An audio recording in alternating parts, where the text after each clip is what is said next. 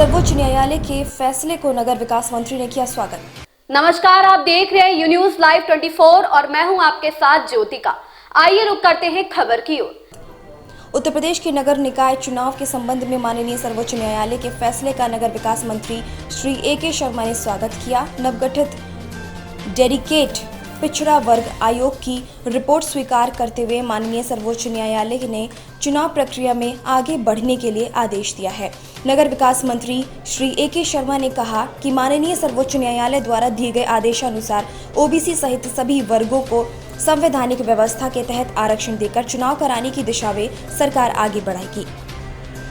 मार्च 2023 में नवगठित डेडिकेट आयोग की रिपोर्ट आने के बाद ओबीसी सहित सभी वर्गों को मिले संवैधानिक अधिकारों के तहत नियमानुसार आरक्षण सुनिश्चित करके चुनाव कराने की दिशा में राज्य सरकार ने माननीय सर्वोच्च न्यायालय से आदेश मांगा था।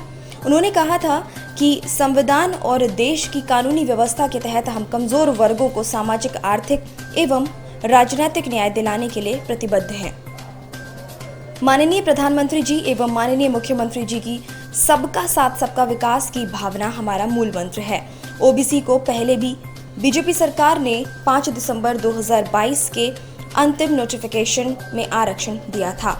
आज भी ओबीसी आरक्षण के लिए प्रतिबद्ध है और आगे भी रहेगी।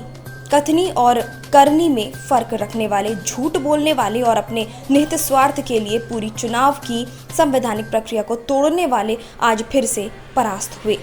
किसी एक निकाय की सीट ओबीसी हो जाने से व्यथित कुछ स्वार्थी लोग जो विरोधी पार्टी के सदस्य हैं, उनके कानूनी दांवपेच की वजह से पूरी प्रक्रिया में विलंब हुआ। लेकिन अपने निहित स्वार्थ के लिए पिछड़े, दलित, शोषित व कमजोर वर्ग को आरक्षण दिए बगैर चुनाव करने की और दूसरी तरफ राज्य सरकार को बदनाम करने की विरोधियों की साजिश और पैंतरेबाजी अब नाकाम हुई।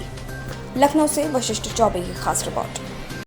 आज माननीय सर्वोच्च न्यायालय ने हमारे नगर निकाय चुनावों को लेते हुए एक अहम फैसला दिया है, जिसमें उन्होंने नगर निकाय चुनाव में आगे बढ़ने के लिए हमें हरी झंडी दिखाई है। मैं माननीय सर्वोच्च न्यायालय का बहुत बहुत धन्यवाद करता हूं और आप उनके निर्णय को स्वीकार भी करता हूं। उत्तर प्रदेश सरकार माननीय मुख्यमंत्री श्री योगी आदित्यनाथ जी के नेतृत्व में हमारे संविधान में, हमारे कानून में जो व्यवस्था है, उस व्यवस्था के तहत ओबीसी सहित सभी वर्गों का आरक्षण सुनिश्चित करते हुए माननीय सर्वोच्च न्यायालय की भावना के अनुसार, मंशा के अनुसार जो उनके निर्देश हैं, उस प्रकार चुनाव कराने की दिशा में आगे बढ़ेगी। तो सर, क्या माना जाए उत्तर प्रदेश में कब तक चुनाव हो जाएंगे? उत्तर प्रदेश में जैसा कि माननीय सुप्रीम कोर्ट ने कहा है, अगले 2 दिन में उन्होंने कहा है कि आप नोटिफिकेशन जारी करिए और उसके बाद जैसा कि आप जानते हैं कि चुनाव आयोग की नोटिफिकेशन होंगे। पहले आरक्षण का नोटिफिकेशन होगा, उसके बाद चुनाव आयोग का नोटिफिकेशन होगा।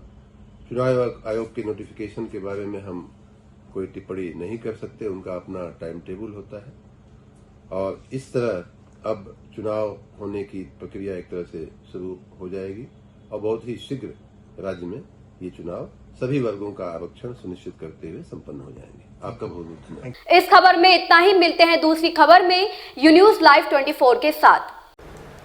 लेटेस्ट अपडेट पाने के लिए हमारे चैनल यू न्यूज लाइव 24 को सब्सक्राइब करें, लाइक करें और साथ में बेल आइकन दबाना बिल्कुल ना भूलें।